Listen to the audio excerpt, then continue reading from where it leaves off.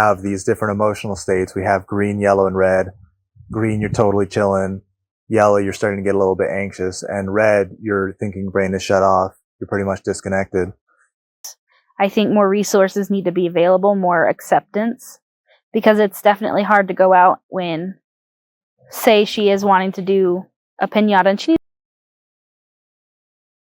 We have episode 1 of the Autism Lab podcast, officially brought to you by me, your host, Jamie Matherly. I'm an occupational therapist, and my lovely wife over here, Megan, is a stay-at-home parent, a homeschooling parent, but maybe not for long. What has that journey been like, trying to figure out what schools are best for her? Because we've kind of come to the grips that homeschooling isn't working out. Oh, it's just not working out for her. Yeah. And that's okay. How have I come to the grips of it? No, what has the process been like in finding different schools? So we went to the first school and the vibes weren't there. No, it just seemed like everybody hated their job. The kids were not happy. The place seemed dark, and the adults didn't even look like they wanted to be there and help the kids. It was just like they were picking up a paycheck. Yeah, and so we left that place going like, there's no hope. Homeschooling's our future forever. But then we found Pathways and we checked them out today. Yeah. Any better vibes now? Oh, a lot better. It seemed like those people actually go in there and they care about the way the kids are learning and how they're learning. And even speaking with, I believe it was the director, was a lot more promising because she cared about what we had to say and was validating any feeling that we had about how homeschooling didn't work or how it did work, and saying that it's not necessarily our fault that it didn't work, just some kids don't take well to the parent being the parent and the teacher, and that's okay. Yeah, it's not your fault was a big topic of the day. Yeah. And a big relief, because it sometimes feels like your fault. It does. Yeah. How about, can we talk to the subject of like the difference of homeschooling a kid with autism versus homeschooling Tyler with ADHD? Ooh. Whereas Tyler, he more so is just energetic or constantly wanting to move around to learn, and he's still willing to learn. Whereas a kiddo with autism, you have to put the right motivation behind it, and sometimes even that motivation changes, and you don't even know what that motivation is going to be for that day. It's constantly fluid and moving. Yeah, you really have to try everything, don't you? Yeah. Some days, and what's really hard is that some days it'll work. Yeah, and it will work really well, and you're like, I found the new best thing, and then other days it's like, why isn't this working? It worked great. Why isn't new best thing A working today? Yeah. Right. What about, we tried the new method of talking about Maya, like when she's in yellow versus green versus red, and how we handle that. Do you feel like that worked pretty consistently, or is that just sort of a every once in a while it worked sort of thing? Right now, that's pretty consistent, because usually when she gets to yellow, I'm also getting to yellow, and I can walk away and try and not upset her even more, which will just end up in a battle that nobody wants to be in. But again, I can't always keep her from going into yellow. You gotta brush your teeth. Like, she doesn't like any kind of demand that's not her idea. And if she doesn't want to brush her teeth, that could cause, her to go yellow, but she still needs to do it. Yeah, and just for the listener at home, I guess I could say the protocol that we use is that we all have these different emotional states. We have green, yellow, and red. Green, you're totally chilling. Yellow, you're starting to get a little bit anxious. And red, your thinking brain is shut off. You're pretty much disconnected. And what we have been paying special attention to is the level of the kid and the level of us. So it's important to see, like, our daughter Maya, is she in yellow? Is she in green? Is she in red? And if she's in yellow, we try not to push her too hard. And we try and notice, like, if we're in yellow too, how can we come back down? Because when she's in yellow and we're in yellow, there's just no There's no solution. Yeah, there's no solution there. Yeah. Someone's got to be okay. Usually it's Tyler. Usually it's our son, yeah. I've just realized that I took all the notes on my phone. And your phone is right there. Yeah, that's not very useful, is it? No. That's okay. I'll just talk about what I remember. Okay. So we were talking about RFK earlier and the different stuff that he said. And one of the things that he said was that basically kids with autism aren't collecting taxes. Yep. Or aren't giving taxes. Yep. And that's apparently his primary concern, it feels like. But sounds like that was the first thing he said as to why it's a problem. Yeah. It's because they're not able to pay their taxes. Yeah, if you can't pay your taxes, you don't matter to me. What RFK told us. That's exactly what it sounded like. Yeah, it's kind of messed up. Mm-hmm. Yeah, and he also said that he wants to cure autism, which, what does that even mean, cure autism? I don't know how you cure something that's in your brain as a way that you live. You don't cure that. Yeah. And there's positives that come with autism too that like you're going to get rid of if you find a way to like just make everybody one type of way. Right, like pattern recognition. I don't think neurotypical people really have good pattern recognition. Don't think so. I don't know that I'd make that claim, but definitely like there's a creative aspect to Maya that like I just could never imagine myself getting to that point. Like she made a piñata out of a chicken, orange chicken box. Yeah, it's crazy. That's crazy. And it was a good piñata too. Like it took some swings to break that thing open for free. My brain just never would have gone there, you know? And she's very creative. Yeah. But like to say like let's cure that. Right. That doesn't need curing. Right. I think that curing is the improper use. I think more resources need to be available, more acceptance, because it's definitely hard to go out when, say, she is wanting to do a piñata and she needs to get supplies, paper, whatever that may be, and you're taking her out and she sees that the paper that she wanted or the colors she wanted are out of stock. And now we have a potential meltdown on our hand. And then you got other people in the aisles just staring at you like you have a bad behaved child. Well, no, there's an unexpected thing that happened. You don't be judging that parent. Compassion, understanding. I think that people don't understand the rigidity that comes along with the autistic brain. So, like, she's looking for a specific thing. Yeah. And the project has to be broken into, like, this is exactly how this project's going to go. And if it doesn't go that way, like, I just don't know how to cope with that. Mm-hmm. Right? And people just don't quite get that. Yeah. But,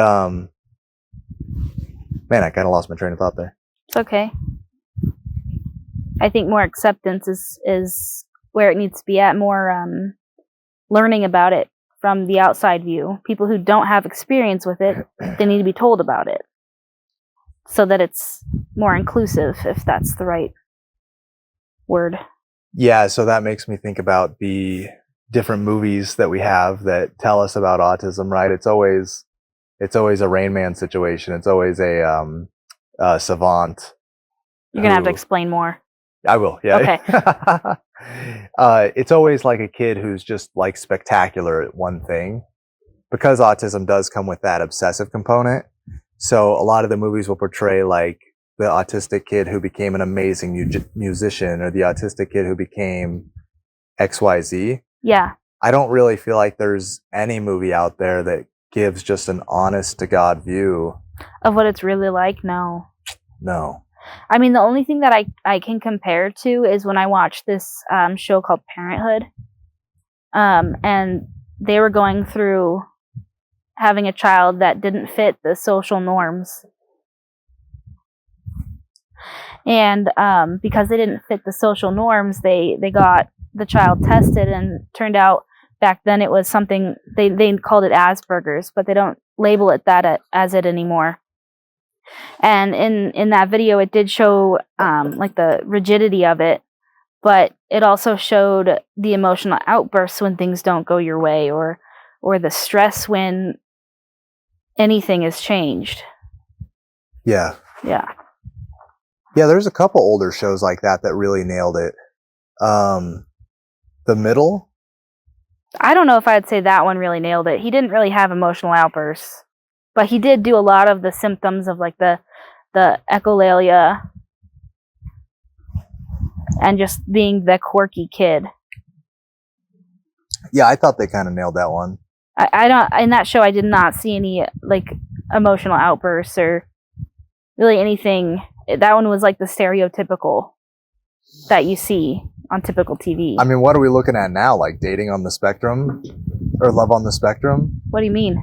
As far as like a modern TV show's depiction of autism. Oh, that's like a documentary, The Love on the Spectrum, whereas The Middle is supposed to be a comedy. Yeah. So I guess it's really a bad view on The Middle when you're trying to make it funny. I guess. I don't know. It's not really funny. Yeah. The day-to-day is not funny, right? No. Yeah. The day-to-day is more challenging, and I don't know why there's not a big group of people talking about the challenges that are associated with raising a special needs child. I think they're afraid of what other people are going to think. Challenges are really something that should be talked about more and not have any judgment. Yeah. Because there are a lot. Yeah. What sort of day-to-day challenges do you think that people just don't understand? The basic necessities. Yeah, showering, brushing teeth. And it's not because the skill is not there, it's because the will is not there to do it. Because the skill is there. It is possible to do it. There's just no physical want to do this, whatever the task is, unless it benefits in some other way. Yeah. And that's we talked about that before with the dangling of the carrot. Yeah.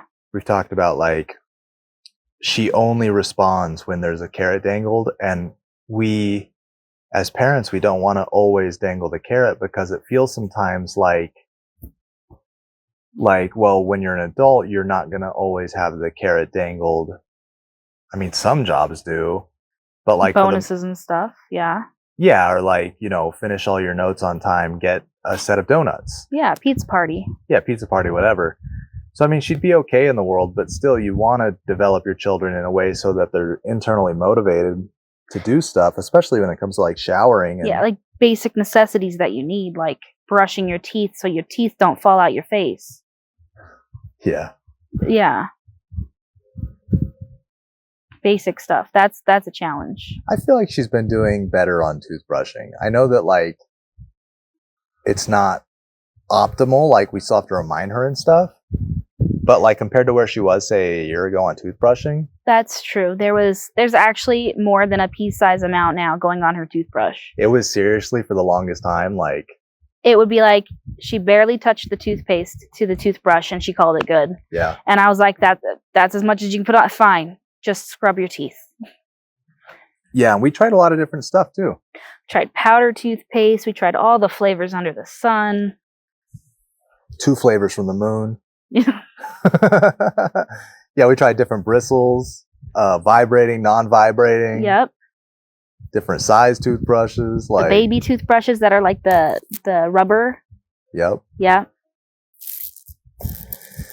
Yeah, but I think the winning solution was just don't give up. Keep trying to every single day get her to brush her teeth.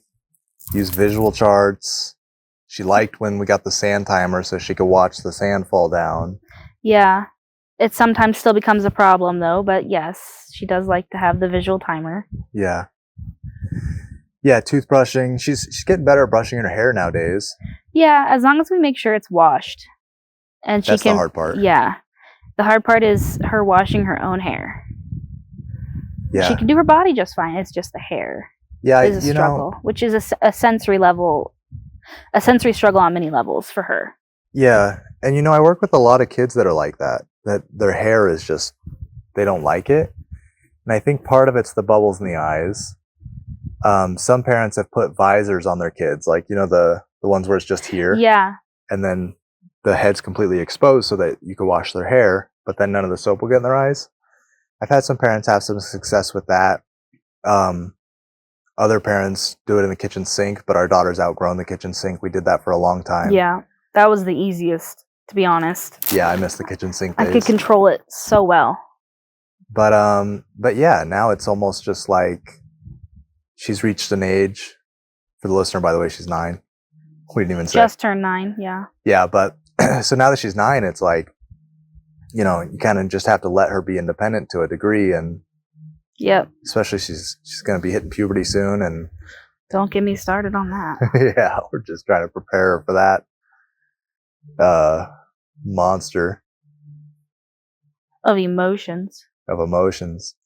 And I think emotions in autism are one of the things that we don't look at enough, probably because autism has been studied primarily in boys, and yeah, boys don't necessarily always come with a side of emotional disturbances.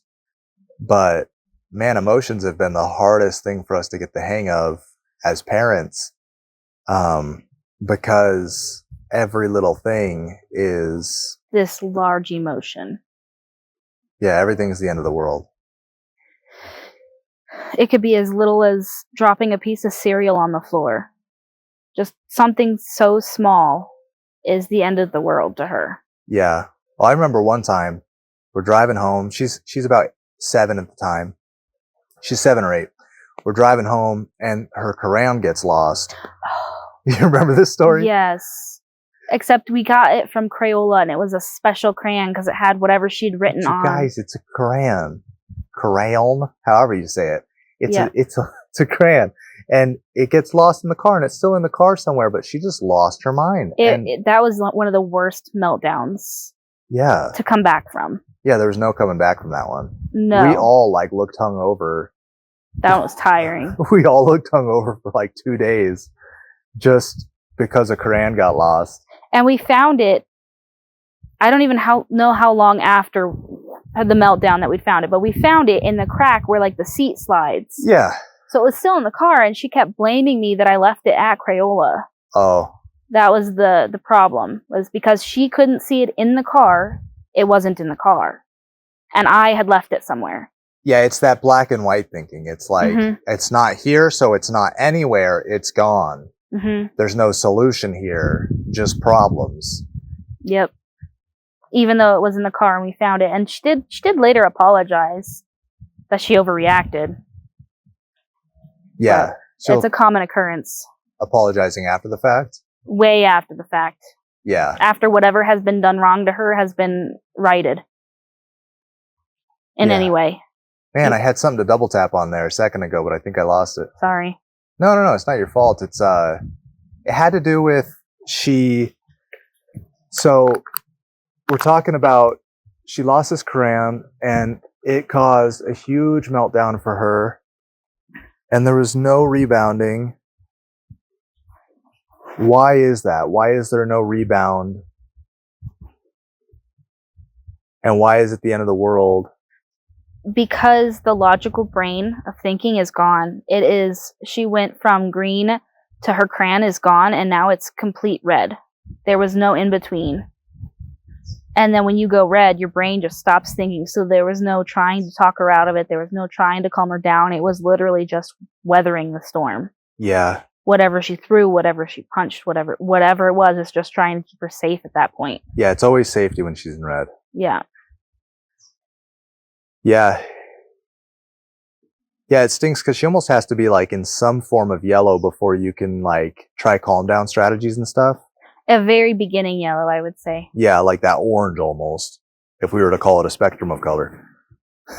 Yeah. Yeah. Yeah. Because even if she is in the middle of yellow, there's sometimes no explaining anything to her. Yeah, that's it goes right over her head.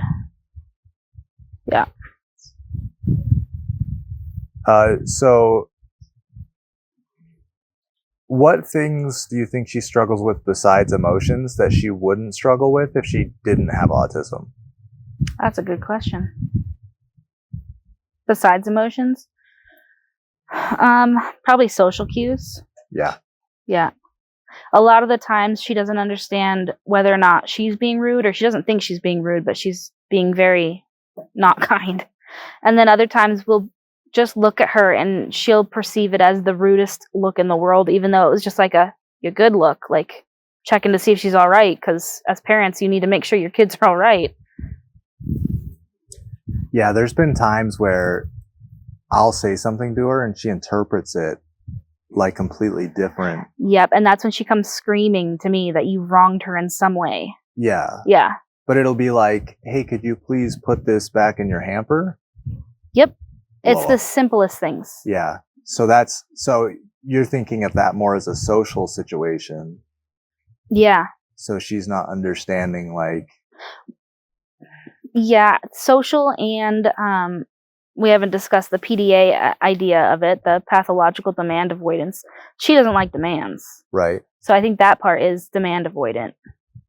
But like just looking at her would be a social thing, or just having a general conversation without her taking it out of context would be a social thing. Yeah. Yeah, I think socially another thing that she struggles with that is probably autism linked is that whenever she's in a situation where she's like hanging out with a group of friends, it's always like kind of trying to control the situation. Like she wants to tell the friends what craft they're doing, how they're going to do it. Here, I've laid it all out for you. Very organized, and you're going to do these steps now. Mm-hmm. Occasionally there will be imaginative play, but most of the time it is very structured based on what she wants to do. Yeah. Yeah. Yeah, and I mean, the no imaginary play thing is the first thing that I caught on to when I was like, something's not quite right here. I know I've told you this story, but just for them. Sure. We were out back, and I'm trying to play a magician game with her where I'm a magician in the audience and she's on stage, and I would cast little spells towards her and turn her into like different animals and stuff. And she's like 3.5, 4 at the time. And I felt like she should probably be able to like understand this concept. Mm-hmm. But she would just respond with like, no, you're not a magician. You're my dad. No. I know I'm your dad, but I'm pretending to be a magician, turning you. No, you're my dad. And she just went so far over her head. And that was sort of one of my first cues. What was one of your first like heads up? When she was probably okay. There's actually quite a few. Yeah. You were more perceptive than I was on the whole thing. It's fine. She was probably 2 or almost 2, close to that. And we went to the library. She was talking, but not good talking, like simple sentences, simple words kind of thing. Couldn't really tell me what was wrong or anything like that. But when we went to the library and she picked out a book, and I had to give it to the librarian so the librarian could scan it. And she lost her ever-loving mind in that library because the librarian took it. For like a second. For a second to scan it, gave it to her back, and it still didn't solve the problem. She was still losing it. Trying to get a feisty 2-year-old into a car seat after she was wronged in such a little way. She got her book back, I promise. But and if it was just that one time, you could probably chalk it up to like, oh, she's just a kid, she's learning. But it was reoccurring experiences like that. Yes. Another one would be, she was a climber, and I'm talking, she climbed everything. I couldn't leave to go to the bathroom because if I did, she'd be on the kitchen table. She was 1.5 years doing this nonsense, climbing everything. And so I was like, oh, I'll just take her to the park more. We went to the park twice a day for a very long time so she could get that whatever she needed to do to climb. And she was climbing stuff that 6-year-olds, 7-year-olds are having a hard time climbing. Yeah. And then I knew it was really serious when, you know how cribs have changing tables attached to them? Well, she started sleeping on her changing table. Yeah. Yeah, that's when I was like, this something is not right here. She was sleeping like a cat. Yeah. Like, she'd like curl up in there. She would. And then I think one time she actually did fall off and woke up crying, but I had no idea. I didn't know she climbed up there. Yeah. Lived in a 1-story house. I could hear her cry from anywhere, so we didn't have a baby monitor. It was a small house. Yeah. You know, though, I think you did the right thing with when she was in that climbing phase, just maximizing the amount of time spent climbing. Oh, I tried. I did the trampoline parks multiple times a week. I did. We had that rock wall right behind our house in Washington. Mm-hmm. That wasn't when we were taking her to the park a lot, though. I felt like it was. Well, that helped, but I was talking more so when we lived on base in Washington. I'd put her in a bicycle and we'd ride around to different parks. Yeah. Yeah. It's what she needed, though, you know? Mm-hmm. She was always climbing, and we had to get her some way to keep climbing. Yeah, You know, so that she wouldn't try climbing the curtains. she would try climbing the curtains. She would. She really would. So from the OT perspective, like if I had hindsight brain and I could have gone back, I would have gotten her a weighted vest at that age, and I would have asked you to put it on anytime that you're trying to get her to focus for like 20 minutes at a time. Mm-hmm. And I'd ask you to make it like 10 to 15% of her body weight. I would say I'd be trying to introduce like lycra like material into her life, like how we have that sensory cube coming and stuff like that. Yeah. Oh my God, that sensory cube when she was 3 would have changed her life, man. Yeah. But it's one of those, like, you just don't know till you know. Right. And I think another thing that was challenging in that time was everybody was saying it was all normal. Oh, she's throwing tantrums? That's normal. No, she was not throwing tantrums. She was throwing sensory meltdowns. Yeah. I think that's what that was. She would cry for 45 minutes, and I couldn't figure out what on earth was wrong. She couldn't tell me. She was little. Yeah. Yeah. And what's the difference between a sensory meltdown and a tantrum? A tantrum lasts a couple minutes until I honestly don't know, but it doesn't last as long. Probably once, as soon as whatever the tantrum was about gets resolved, saying, oh, let's try and get that after we go put our clothes away or whatever the kid wanted. I don't know what it was.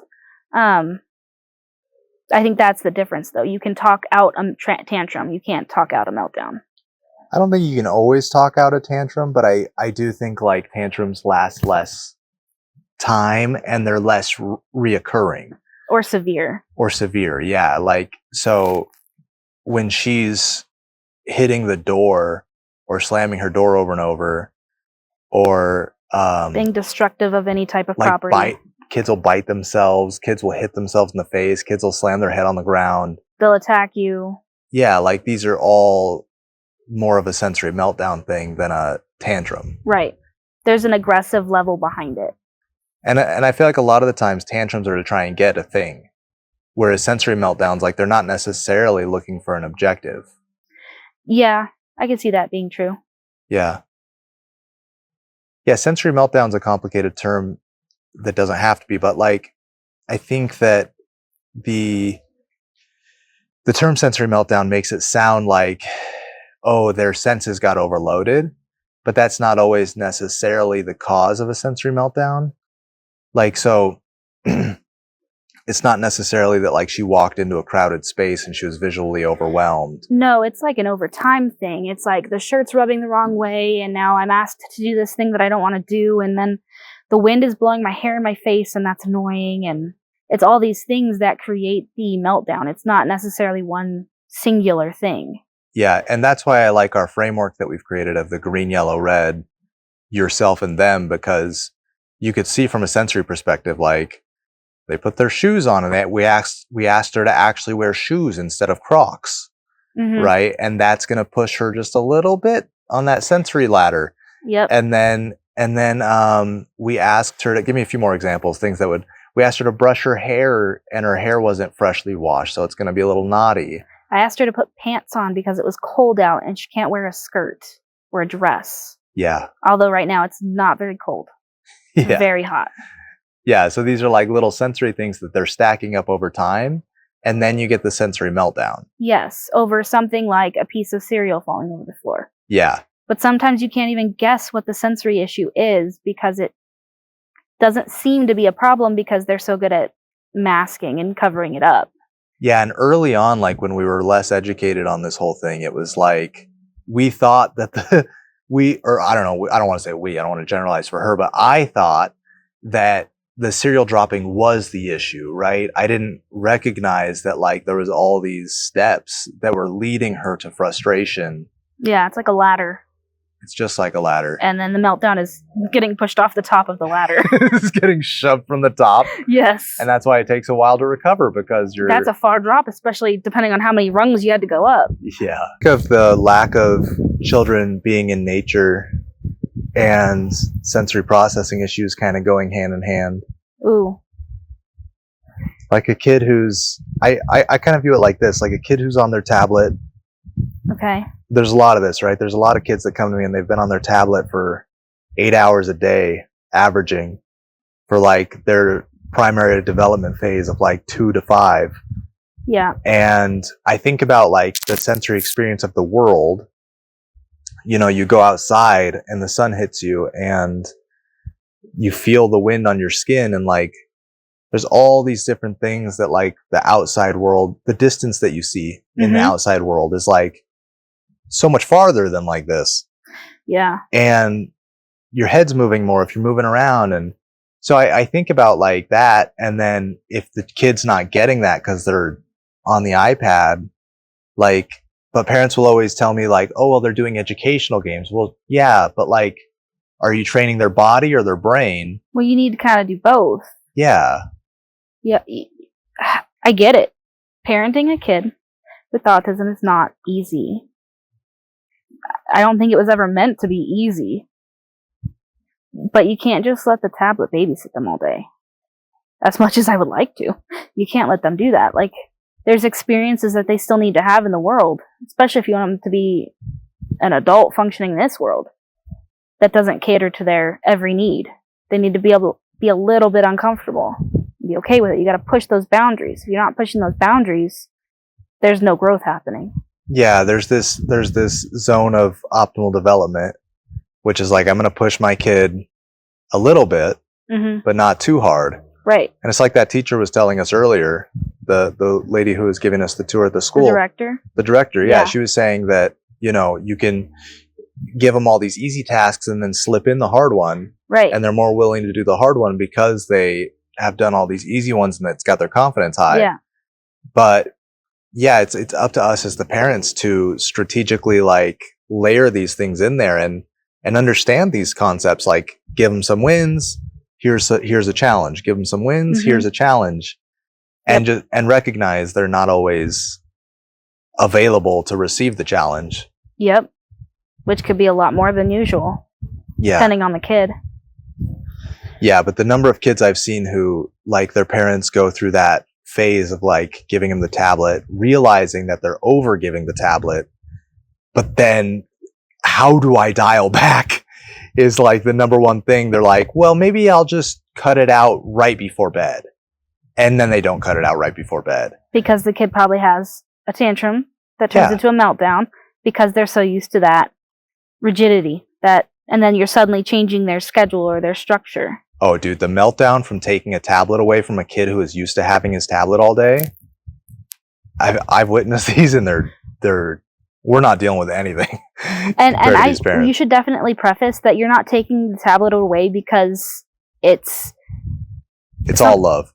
No, I want to make sure it's clear that you're not taking away an AAC device, a communication device. Yeah. You're taking away something that is YouTube on hours of repeat, or just meaningless games that are structured as educational, but really what are they gaining from it? You need to be able to go outside and smell the air. I don't know. 100%. That's different for those kids that use a tablet or an iPad to actually communicate. Yeah. I thought that was obvious, but thank you for stating that. I just wanted to make sure it was very clear because that's their only way of communicating.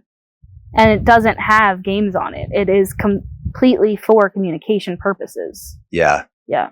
For the audience that doesn't know what an AAC device is, it's just a tablet that has different communication things that they can press, different prompts that they can press, and speech therapists are the ones who are amazing at like teaching them how to press what prompt when and all the cueing. We'll get a speech therapist on here someday soon, but episode 1 we had to kick off just the two of us, of course. Yeah, so don't take away your kid's AAC device. That's not good. You heard it here first. That's so funny. Yeah. What of ADHD? What do you think? What do you think of video games and ADHD? What do you think of sugar and ADHD? Do you believe that if you give your kids caffeine, it'll help their ADHD? So, in my opinion, it hasn't been necessarily correct for us. You give Maya caffeine. The caffeine comes with a whole bunch of sugar, so it kind of counteracts it. I do feel that she is very sensitive to sugar. If you give her extra candy, extra sweets, extra whatever, it's going to cause more sensory issues, whether that be external sensory or internal, because suddenly she's hungry more because the sugar dissolved faster and digested faster, and now she's just this hangry beast. What was the other question? I'll just riff off that. So there's that there's that insulin response that causes the sugar to go up, but then it drops, right? Because you eat the sugar, spike, drop. After the drop, she has the hangry response. And you're very right, like that's going to cause downstream effects. Like for instance, right now she's with my sister, and I guarantee she's getting sugared up, and we're going to go home and get we're going to have to hey, we're having vegetables for dinner and meat, and it's going to be a fight, but it's all right. We'll get there. Yeah. Kind of expect it. It's fine. Yeah. So sugar and ADHD, you're saying, is kind of sugar negatively affects those with ADHD. I would say so, yes. And if you're trying to do the caffeine thing and give your kid caffeine to see if that will affect if they calm down with their ADHD, make sure it doesn't have something with a lot of sugar in it. Because my daughter will only drink soda, coffee with creamer, lots of creamer, just the stuff that has extra sugar because it makes it obviously taste better. Yeah. So I think that's something you have to be careful if you're going to try that. You're not shooting yourself in the foot by also doing something with a lot of sugar. Yeah, and what the other part of that was, what of video games? I would say video games are fine in small quantities, small bursts, but you shouldn't be spending all day doing it because that's just going to attack the small attention span that you do have for real life. And it's another case of you can't be doing other things. What do you mean? You're not out experiencing life. No. If you're in the video game all day. You're not, it's again another screen in your face. Yeah. Yep. Screen in your face. Which, I mean, I get it. Who doesn't like a good video game now and then? I mean, we both love video games, so. Yeah, but it's not something that I can do all day, every day. Yeah. Right? Well, you could. You just feel terrible and be no use to society. Probably. I do feel funny after playing 2 hours. Yeah. Of a computer game or something like that. I'll catch me after one of my 5-hour nights with my friends on Overwatch. And I'm just a groggy monster. And we're adults, fully developed adults. So the kids, it probably affects them in a similar way, I would imagine. And that's why maybe Tyler gets so grumpy when you're like, it's time to cut it off. Because it's didn't scratch that itch quite well enough. Yeah. 30 minutes. He's like, that's not enough, Dad. Yeah. I need 45 minutes to 3 hours. Yeah, even an hour is not enough. No, but you know what I have noticed? The more that I give him, the more angry he gets on the dismount. Yes. If we play 30 minutes of Crash Bandicoot, especially if we're playing together. Yeah. And it's a bonding thing, and we're play 30 minutes. All right, dude, timer's up. Last game over. We're cutting it off. All right, Dad. Moves on, no problem. But if you're on that couch for an hour or an hour and a half, you really just let him binge.